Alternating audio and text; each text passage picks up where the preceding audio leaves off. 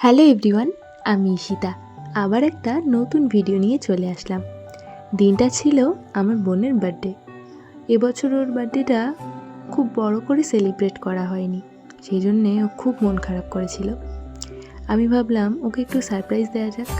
ও এখন গেছে টিউশনে, তো সেই টাইমেই আমি এই জায়গাটাকে সুন্দর করে ডেকোরেট করে ফেলেছি।